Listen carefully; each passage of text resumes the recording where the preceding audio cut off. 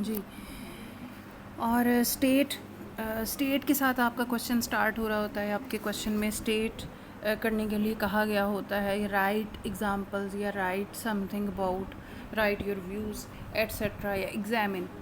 तो define, recognise, name, state, write and examine के साथ जो भी आपके क्वेश्चंस होंगे वो आपकी अंडरस्टैंडिंग के लिए, वो आपकी नॉलेज के लिए, नॉलेज को टेस्ट करने के लिए होंगे, इंफॉर्मेशन लेवल को टेस्ट करने के लिए होंगे। ठीक है।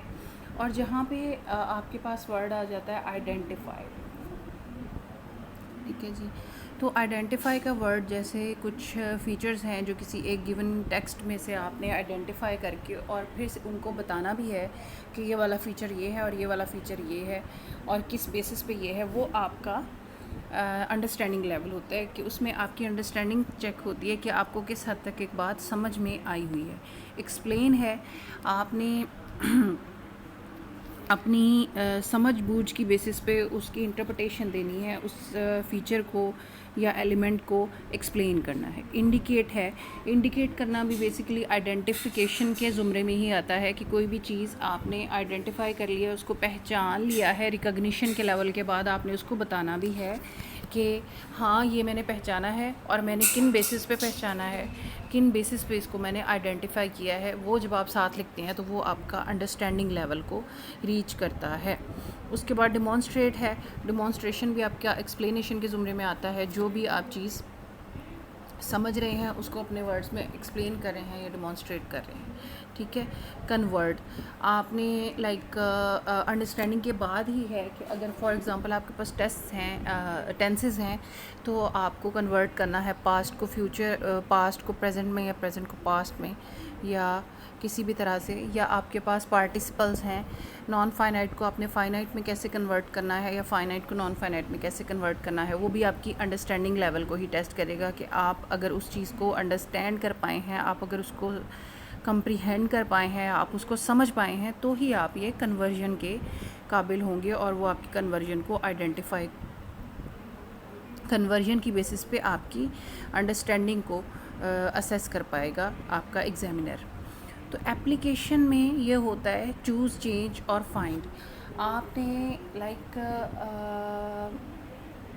कुछ भी चूज़ करने के लिए है, कोई भी सिचुएशन जो आपने चूज़ करके उस पर आपने गिवन कोई फ़ीचर को अप्लाई करना है, या आप 3 से 4 आपको सिचुएशंस दी हुई हैं, तो आप अपनी एप्लीकेशन के बाद बता पाएंगे, उसमें से सेलेक्ट करेंगे, उसमें से चूज़ करेंगे कि कौन सा आपके गिवन क्राइटेरिया से डिफरेंट है या गिवन कॉन्टेक्स्ट से डिफरेंट सरकमस्टेंस है।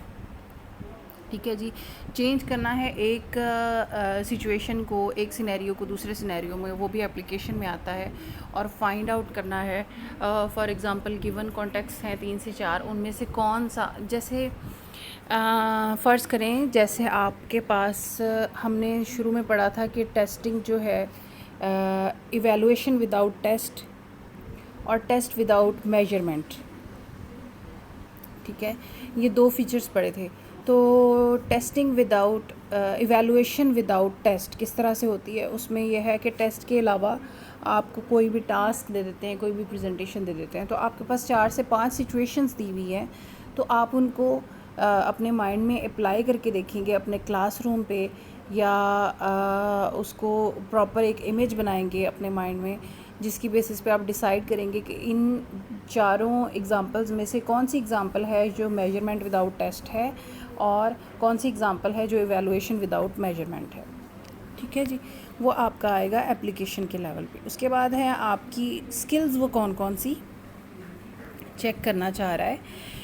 तो आपको गिवन जो भी एलिमेंट्स दिए हुए होंगे उसमें से सेलेक्ट, अगर आपको फॉर एग्ज़ाम्पल सेलेक्ट करना है और उसको सेपरेट करना है, फिर रिप्लेस करना है या इंटेग्रेट करना है या कंबाइन करना है। सेलेक्ट का मतलब होता है कि कोई भी सिचुएशन जो गिवन सिचुएशंस में से डिफरेंट है उसको सेलेक्ट करें। ठीक है। सेपरेट है, अगर डिफरेंट है उसको सेपरेट करें, और अगर दोनों सेम हैं, कोई सी 2 सेम हैं उनको कंबाइन कर दें, या अगर 2 सेपरेट हैं, अलग अलग हैं, उनकी इंटेग्रिटी बताएं कि दोनों किस बेसिस पे अलग अलग हैं। ये वाली जो एलिमेंट्स हैं अगर आपके क्वेश्चन में आएंगे तो इसका मतलब है कि ये आपकी स्किल चेक हो रही है। और स्किल वाले क्वेश्चंस को आप इन words select, separate, replace, integrate, combine के वर्ड से स्टार्ट करेंगे या अपने क्वेश्चन में इन वर्ड्स पे फोकस करेंगे। ठीक है जी। कंटेंट अब इसने किस तरह से डिसाइड किया है। ठीक है, content analysis is another important activity in construction of an achievement test. Is it covered most important 7 units of English grammar syllabus prescribed by Board of Education Haryana of Standard 9 which are shown in the following table। Board ने जो decide किया है, board ने जो दिया है इनको syllabus English grammar का, उसमें से इन लोगों ने एलिमेंट्स लिए हैं और उसमें से मोस्ट इम्पॉर्टेंट सिर्फ 7 एलिमेंट्स इन लोगों ने लिए हैं। और वो कौन कौन से हैं वो हमारे पास हमारे इस टेबल में दिए हुए हैं। सॉरी, आर्टिकल्स हैं, ठीक है, एडजेक्टिव्स हैं, वर्ब्स हैं, कंजंक्शंस हैं, प्रपोजिशन है, वॉइस है, कंप्रीहेंशन है। ठीक, आर्टिकल के वो कह रहा है कि 2 क्वेश्चंस हैं। ठीक है, एडजेक्टिव्स के या मार्क्स, ठीक है, मार्क्स हैं बेसिकली। आर्टिकल 2 मार्क्स का देगा, एडजेक्टिव 5 मार्क्स का देगा, वर्ब 6 मार्क्स का देगा, कंजंक्शन 1 का देगा, प्रीपोजिशन 7 का देगा, वॉइस 5 का देगा, कंप्रीहेंशन 2 का देगा और टोटल इसके पास होंगे 28। ठीक है जी। उसके बाद अंडरस्टैंडिंग जो है उसका उसको टेस्ट करने के लिए आपके पास आर्टिकल ये देगा 2 मार्क्स के, एडजेक्टिव 3 मार्क्स के, वर्ब 2 मार्क्स का, कंजंक्शन 7 के, प्रीपोजिशन 2 के, वॉइस एक्टिव और पैसिव वॉइस जो होते हैं वो 2 मार्क्स के और वो 10 मार्क्स के और कंप्रीहेंशन 8 मार्क्स की। ठीक है, तो उसके बाद जो एप्लीकेशन लेवल पे जाके जो वो आर्टिकल देगा वो 13 मार्क्स का देगा और एडजेक्टिव 10 मार्क्स का देगा और वर्ब 15 मार्क्स का देगा एंड सो ऑन, जो जो उसने क्वांटिटी आपके पास लिखी हुई है। ठीक है जी।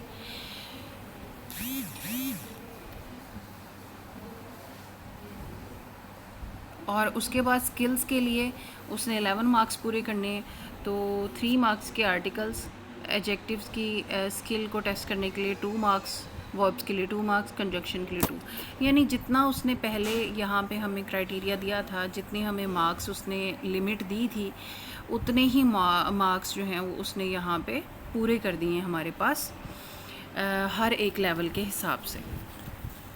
ठीक है जी। उसके बाद प्रिपरेशन ऑफ द टेस्ट, अब डिसाइड हो गया जी हमारे पास कौन कौन सी चीज़ कितनी कितनी क्वांटिटी में आनी है, तो वो हमारे पूरे पॉइंट्स उससे होंगे। तो अब हमने इन आइटम्स को ढूंढना है और लिखना है। ठीक है, हमने क्वांटिटी डिसाइड कर ली, अब हमने वो आइटम्स को डिसाइड करके लिखना है। The task of preparation of an achievement test in English grammar is full of hard work and intelligence. It includes 3 types: item writing, checking by expert, and item editing. At the initial stage, preliminary draft was prepared corresponding to 7 units. सबसे पहले तो draft बनेगा, जैसे कि हमने वो पहले भी बात की थी ब्लूप्रिंट की।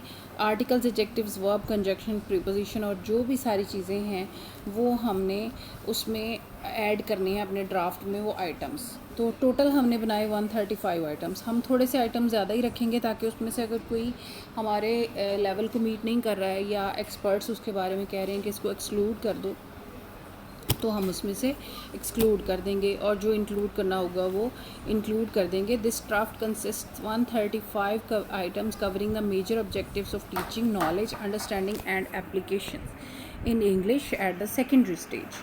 Items having similar units were grouped at one place. Items were multiple types.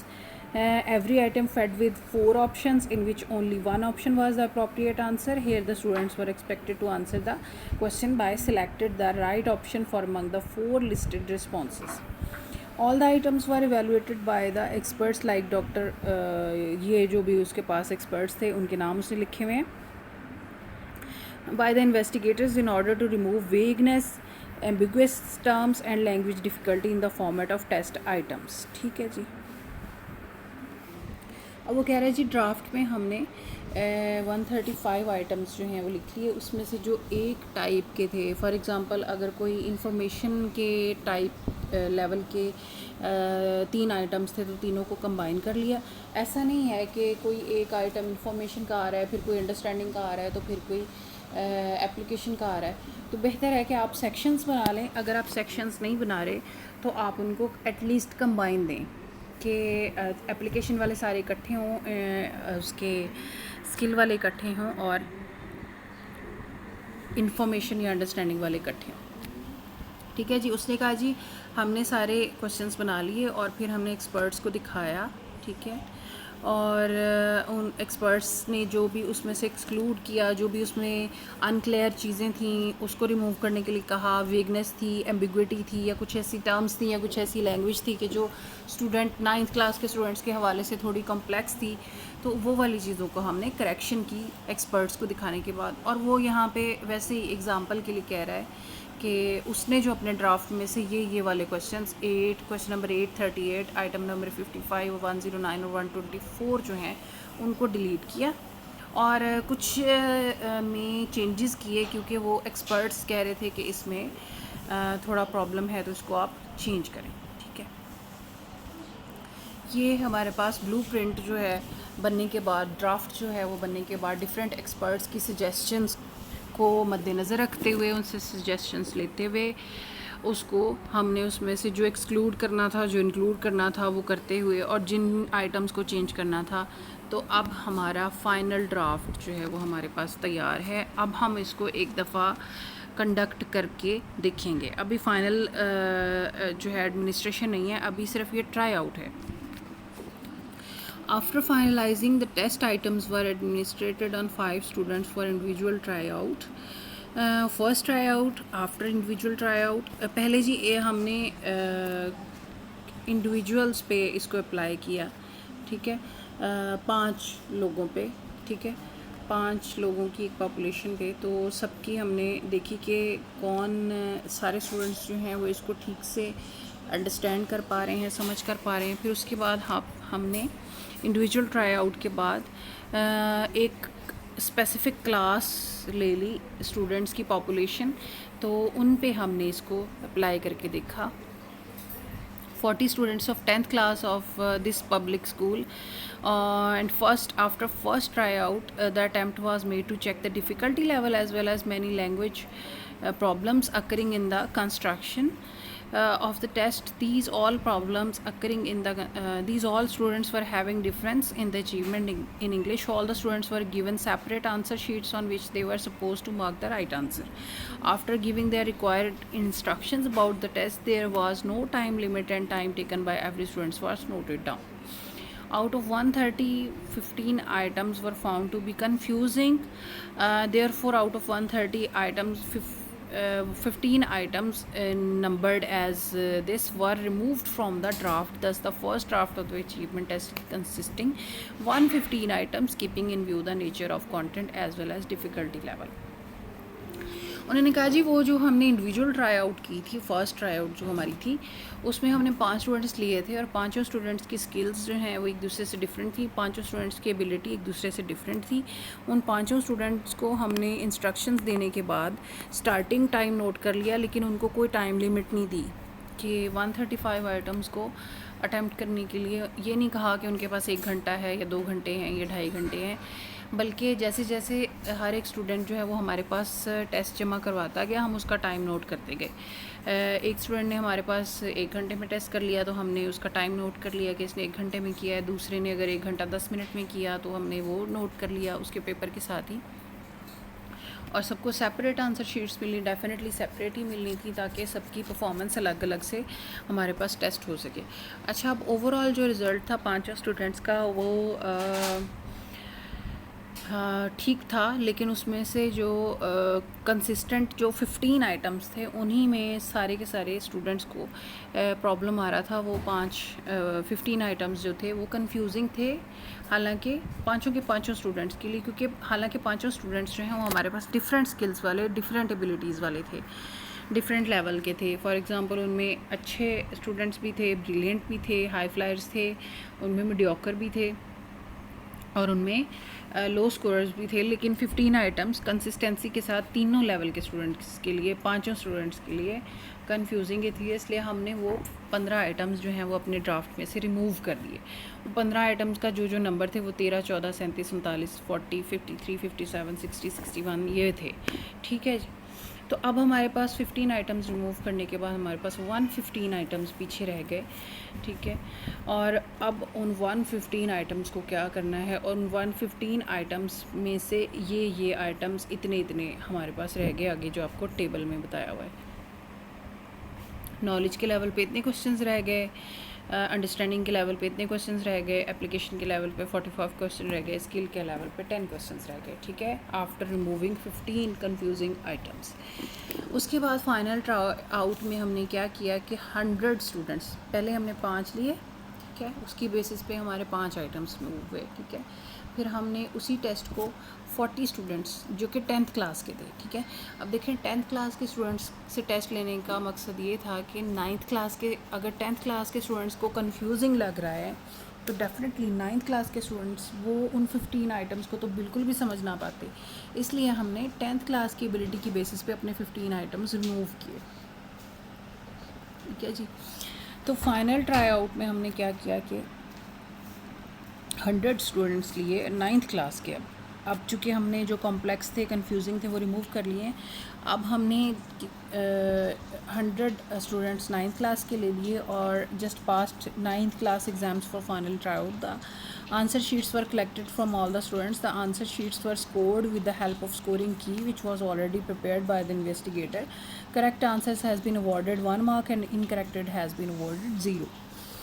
अच्छा, ये चूँकि 9th क्लास का टेस्ट था हमारे पास, इसलिए हमारे पास तमाम MCQ आइटम्स के एक एक क्वेश्चन, एक एक पॉइंट था, एक एक मार्क था। अगर हमारे पास कोई अब ज़्यादा हायर लेवल होता तो डेफिनेटली हमारे पास MCQs 1.5 मार्क्स का भी होते हैं अपनी कॉम्प्लेक्सिटी की बेसिस पे। ठीक है, लेकिन यहाँ पे हमने 1 नंबर का हर एक आइटम था, तो जो राइट आंसर्स थे उनको हमने 1-1 नंबर दिया हर आइटम को, और जो रॉन्ग थे उनको 0 दिया। Item analysis. आइटम एनालिसिस में हम स्टैटिस्टिकल जो है वो करते हैं। Analysis is a statistical technique which is used for selecting and rejecting the items of a test on the basis of their difficulty value and discriminative value। Difficulty value और discriminative value की भी आपको बताएगा किस तरह से calculation करनी होती है। It was done to obtain best items of the test. हाँ, तो ये जो आइटम एनालिसिस हम करते हैं ये इसलिए करते हैं कि हम बेस्ट आइटम्स जो हैं वो अपने निकाल के स्टूडेंट्स को टेस्ट के लिए दे सकें, जिनकी बेसिस पे हम ज़्यादा बेहतर तरीके से एवेलुएशन हमारी हो सके। ठीक है, इस टेक्निक के फॉलोइंग स्टेप्स हैं। पहले स्टेप में arranging answer sheets in descending order. हमने 100 आंसर शीट्स को डिसेंडिंग ऑर्डर में पहले तो अरेंज कर लिया, रोल नंबर वाइज कर लिया, या जो भी आपके पास क्राइटेरिया है। Difficulty value. Item difficulty is percentage of students that correctly answered the item, also refer to as P value. The range is from 0% to 100%. The higher the value, the easier the item. P values above 0.90 are very easy items and might be concept not worth testing. P values below 0.20 indicate difficult items and should be reviewed for possible confusing language or the contents need re-instruction. Optimum difficulty level is 0.50 for maximum discrimination between high and low achievers.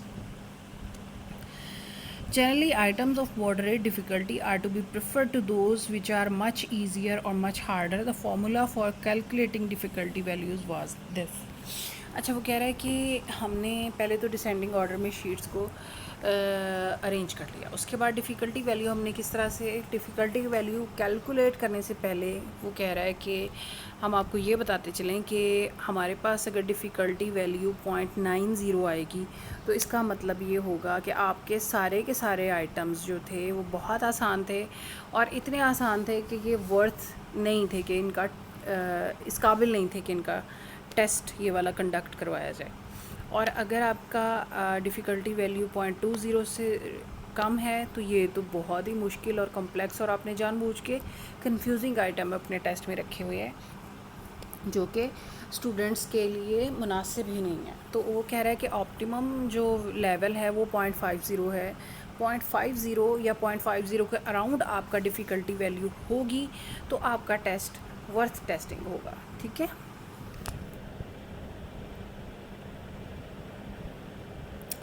तो अब वो बता रहा है calculate करने का तरीका। Difficulty value DV से डिनोट किया उसको, equals number of students in the upper group plus number of students in the lower group and divided by number of students in the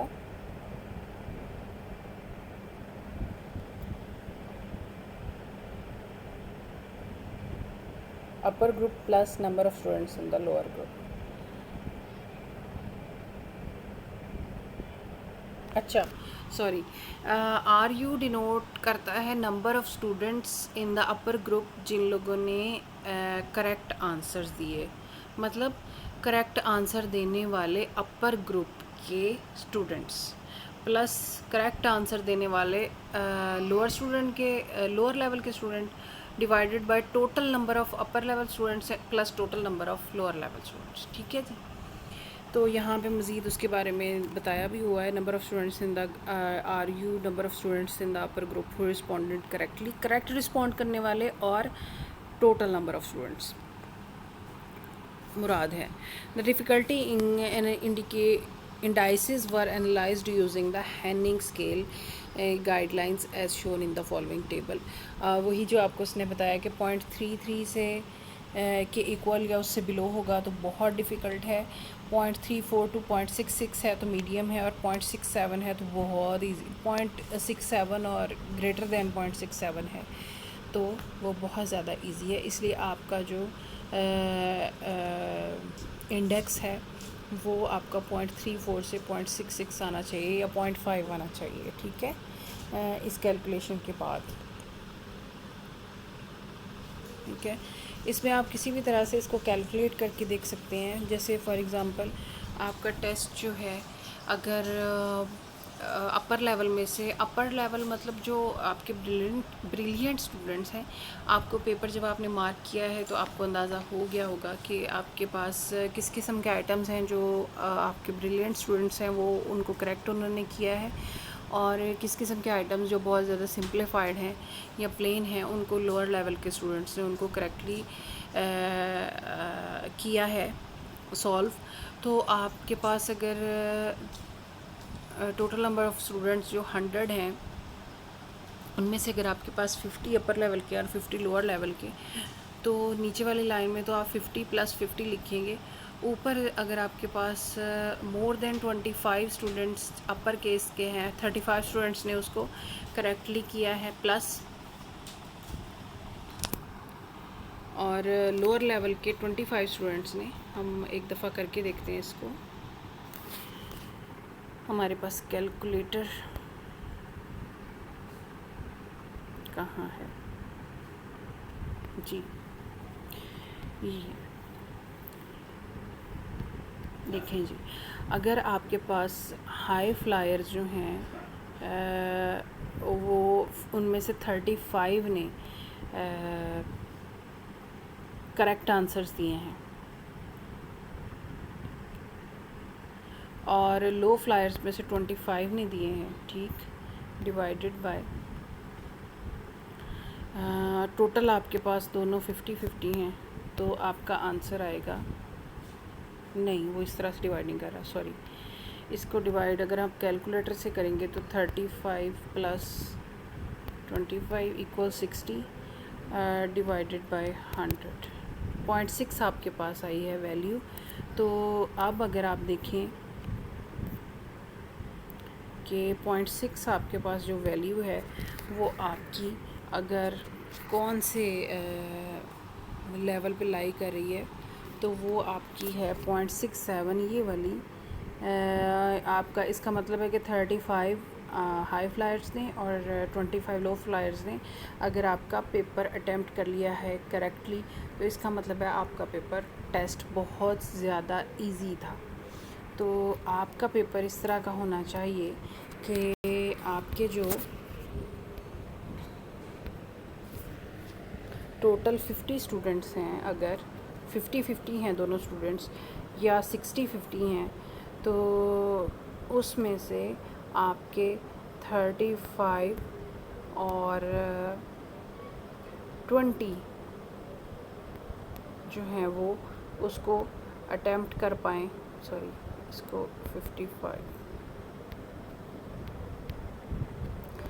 55 अगर 100 में से अटेम्प्ट कर पाते हैं तो 0.5 है। आपके 55 मैक्सिमम जो स्टूडेंट्स हैं वो उसको करेक्टली अटेम्प्ट कर पाएँ तो आपका पेपर जो है वो इस काबिल होगा कि उसका टेस्ट जो है वो कंडक्ट करवाया जा सके। अदरवाइज़ आपका टेस्ट इस लायक नहीं है, वो इतना ज़्यादा आसान है कि उसको कोई भी कर सकता है हैंडल, तो वो इस लायक नहीं है कि 9th क्लास का टेस्ट लिया जा सके उसका। अब उसने सारे लेवल्स पे डिफरेंट आइटम्स को अलग कर लिया है, ठीक है। जो हाईली डिफ़िकल्ट आइटम्स थे जिनकी वैल्यू उसके पास 0.33 से कम आ रही थी, तो वो number 8, number 12, number 42, number 54, number 57 ये वाले थे, वो टोटल 17 आइटम्स थे, ठीक है। जो मीडियम लेवल के थे, बहुत ज़्यादा आसान भी नहीं थे, बहुत ज़्यादा मुश्किल भी नहीं थे, उनके नंबर्स ये हैं दूसरे कॉलम में, दूसरी लाइन में, और वो टोटल 80 आइटम्स थे, ठीक है। और जो लो थे, जो लो वैल्यू के साथ थे, जिनका level of difficulty come difficult थे या आसान थे कंपैरेटिवली, वो उसके नंबर्स ये हैं और वो 18 है। तो टोटल उसके पास 115 आइटम्स को कैटेगराइज़ कर लिया लेवल ऑफ डिफ़िकल्टी की बेसिस पे उसने, कि कौन कौन से आइटम्स जो हैं वो ज़्यादा डिफ़िकल्ट हैं, कौन से मीडियम हैं और कौन से सबसे कम डिफ़िकल्ट या आसान है, ठीक है। डिस्क्रिमिनेशन पावर अब क्या होती है, ऊपर हाँ आपको डिफ़िकल्टी वैल्यू उसने फाइंड आउट करना बताया और उसकी बेसिस पे कैटेगराइजेशन करके एक टेबल बना दिया। फिर अब वो कह रहा है जी डिस्क्रिमिनेशन पावर की बात करते हैं। Discrimination power of an item may be defined as the extent to which success and failure on these items indicates the possession of the trait or achievement being measured. Marshall and Hales ने कहा था कि 1972 में कि discrimination power जो होती है वो लिमिट होती है, वो एक्सटेंट होती है जिस पे सक्सेस और फेलियर किसी आइटम का जो है वो बेस करता है। The internal consistency discrimination index of each item was found by applying following formula. Discrimination power जो है वो हर एक आइटम की अलग से टेस्ट होती है। तो उसमें है एक आइटम को अपर केस स्टूडेंट्स ने, जितने स्टूडेंट्स ने उसको अटेम्प्ट किया है, ठीक से करेक्ट आंसर दिया है, हर एक आइटम के लिए अलग से टेस्ट होगा। माइनस जितने लोअर लेवल के स्टूडेंट्स ने उसको करेक्ट आंसर किया है, दोनों को माइनस करके जो आंसर आएगा, तो टोटल नंबर ऑफ़ स्टूडेंट्स से उसको हाफ़ करके, टोटल नंबर ऑफ़ स्टूडेंट्स को 2 से डिवाइड करके, तो जो आंसर आएगा, फॉर एग्जांपल अगर 100 स्टूडेंट्स हैं तो हमारे पास 50 आंसर आएगा। और अगर हमारे पास अपर लेवल के 60 स्टूडेंट्स ने उसको करेक्ट आंसर किया है एक आइटम को, और लोअर लेवल के 20 ने किया है, तो 40 डिवाइडेड बाय 50 हो जाएगा, और इसका जो आंसर आएगा वो हमारे पास डिस्क्रिमिनेशन पावर के बारे में हमें बताएगा कि हमारी डिस्क्रिमिनेशन पावर जो है वो सेटिस्फैक्ट्री लिमिट की थी या नहीं थी। तो हर आइटम के बारे में डिसीजन लेने के लिए आप हर आइटम का अलग से एनालिसिस करेंगे स्टूडेंट रिस्पांस की बेसिस पे। देखें, ठीक है, अगर आपके पास 60 अपर के स्टूडेंट्स ने, हाई फ्लायर्स ने उसको करेक्ट आंसर किया है, और 20 लोअर के स्टूडेंट्स ने उसको आंसर किया है राइट, तो 40, और टोटल 100 स्टूडेंट्स हैं, डिवाइडेड बाय 2 हमारे पास 50 हो गए। तो अगर हम इसको डिवाइड करते हैं और ये हमारे पास अगर 0.8 आंसर आता है, तो इसका मतलब क्या होगा कि वो आइटम जो हमारे पास है, जिसका हमारे पास 0.8 आंसर आया है, वो इस लायक है कि उसको प्लेस किया जाए हमारे टेस्ट के अंदर या नहीं। आप देखें जी, वो कह रहे हैं कि जो 0.4 आपके पास वैल्यू अगर आएगी, तो आइटम की जो फंक्शनिंग है वो क्वाइट सेटिस्फैक्ट्री है, ठीक है। अगर 0.30 to 39 आएगी तो रिवीजन रिक्वायर्ड है, अगर 0.20 to 29 आएगी मार्जिनल है तो और उसकी रिवीजन रिक्वायर है, लेकिन अगर 0.19 आएगी तो आइटम शुड बी एलिमिनेटेड और कम्प्लीटली रिवाइज्ड। तो ये बहुत ज़्यादा कंफ्यूजिंग है, इसको एलिमिनेट कर देना चाहिए, ठीक है जी। अब देखें 0.40 से अबव है तो सेटिस्फैक्ट्री है, ठीक है। हमारे पास 0.8 है तो वो तो काफ़ी सेटिस्फैक्ट्री है हमारे पास। Based the Ebel's guidelines in the above table 115 categorization table. तो अब उसने कैटेगराइजेशन डिस्क्रिमिनेशन पावर पे कर ली है। पहले उसने कैटेगराइजेशन डिफ़िकल्टी वैल्यू के बेसिस पे, अब डिस्क्रिमिनेटिंग पावर्स की बेसिस पे उसने सारे आइटम्स को अलग अलग कर लिया है कि 0.40 और अबव वाले कौन से वैल्यू के थे, 0.30 to 39 कितने थे और ये कितने थे और ये कितने थे। 115 टोटल आइटम्स को उसने इस तरह से अलग अलग कर लिया है। अब लेवल्स ऑफ डिफ़िकल्टी की बेसिस पे जो हाईली डिफ़िकल्ट थे वो इस तरह से, जो लो थे वो इस तरह से, और ये जो बहुत ज़्यादा जो मॉडरेट थे वो इस तरह से कर लिए। अब जी फाइनल ड्राफ्ट हमने बनाना है। Final draft is prepared on the basis of item analysis. The investigator, after selecting items for final test, rearrange them in accordance with the principle laid down by experts. The final draft of achievement test consists of 80 items, ठीक है जी। तो cognitive levels पे उसको categorise कर लिया है और अब हमारे पास टोटल 80 एलिमेंट्स आ गए हैं डिस्क्रिमिनेशन पावर, डिस्क्रिमिनेटिंग पावर और डिफ़िकल्टी वैल्यूज़ को मेजर करने के बाद। Standardisation of achievement test. अब इसको स्टैंडर्डाइज कैसे करना है, इसकी रिलायबिलिटी और वैलिडिटी को किस तरह से टेस्ट करना है। अब 80 आइटम्स जो हैं टोटल हमारे पास फाइनल ड्राफ्ट में हैं। Test was further standardise by experimental validation of the test that includes establishing reliability and validity, ठीक है जी। रिलायबिलिटी ऑफ द टेस्ट का किस तरह हमें पता चलेगा कि reliability is one of the important characteristics of any test and measuring instrument. Reliability refers to the consistency of scores obtained by same individual when re-examined by the with test on different sets of equivalent examples, items or under other variants examining conditions. In the present research paper, the reliability of the test was measured by test retest method. The test was administered to a group of students and was re-administered to the group of students after 15 days, and two sets of scores were correlated. The reliability coefficient of the present test was 0.85. This shows that achievement test was high reliable. हमारे पास जी इस test का 0.85 आया है coefficient, तो इसका मतलब ये है कि ये हमारा हाईली रिलायबल टेस्ट है। Validity of the test, validity refers to the attainment of purpose of which the test is prepared. There are different methods of estimating validity such as face validity, content validity, construct validity, predicate validity, predictive validity and concurrent validity. Validity के कहता बहुत सारे जो हैं वो dimensions हैं। Face validity होनी चाहिए। फेस वैलिडिटी का मतलब होता है कि एक टेस्ट जो है वो स्टूडेंट्स को देख के वो उन्हें फेमिलियर लगे, ऐसा ना लगे कि पता नहीं कहाँ से उठा के आया हुआ है, ठीक है। कंटेंट वैलिडिटी ये है कि जो कंटेंट आपने स्टूडेंट्स को सिखाया है, ये जो स्किल्स आपने स्टूडेंट्स को सिखाई हैं, आपका कंटेंट उससे रेलिवेंट है। ऑब्जेक्टिव्स ऑफ कंटेंट जो हैं वो भी आपके रेलिवेंट होने चाहिए, रेलिवेंट नहीं होनी चाहिए। कोई और ऑब्जेक्टिव्स को फोकस नहीं करना, सिर्फ आपने 9th के ऑब्जेक्टिव्स को जो आपने अपनी टीचिंग के ड्यूरिंग कंसिडर किए थे उन्हीं को आपने अपनी टेस्टिंग में कंसिडर करना है, ठीक है जी। कंक्लूजन है जी हमारे पास, the study was carried out to construct and produce a reliable and valid achievement test in English grammar. The test was standardized on the sample of 100 students studying in government school, this school of this district of Haryana. Two research questions which centered on validity and reliability were drawn to guide the study. Theoretical and empirical literature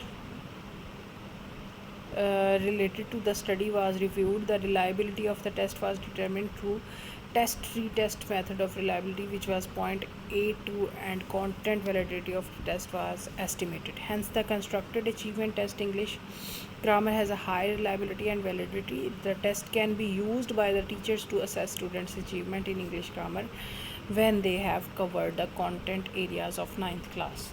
conclusion में यही है जी कि reliable और valid test हमने तैयार किया इस school के इस डिस्ट्रिक्ट की बेसिस पे, और हमारा जो टेस्ट था ये स्टैंडर्डाइज टेस्ट था, क्योंकि हमने इसमें डिफ़िकल्टी वैल्यूज़ और जो डिस्क्रिमिनेशन इंडेक्सेस हैं उनको प्रॉपरली फॉलो किया है, और उनको मीट करते हुए हमने बाकी सारे आइटम्स जो इन स्टैंडर्ड्स को मीट नहीं कर रहे थे वो हमने एक्सक्लूड कर दिए हैं। और 2 क्वेश्चंस थे जो हमारे रिसर्च क्वेश्चंस थे इस आर्टिकल के, वो रिलायबल और वैलिड टेस्ट प्रिपरेशन पे थे, और हमने जो है वो सारा लिटरेचर है जो भी इसके कंटेंट से रिलेटेड था वो हमने इसमें यूटिलाइज़ किया है, और टेस्ट के थ्रू हमने इसकी रिलायबिलिटी टेस्ट की है, जिसकी ये वैल्यू आई है जो कि हाईली रिलायबल टेस्ट को शो करती है। ठीक है जी। और इस तरह से हम जो हैं वो एज़ टीचर्स हम स्टूडेंट्स की अचीवमेंट्स को टेस्ट कर सकते हैं ग्रामर में। That's all for today.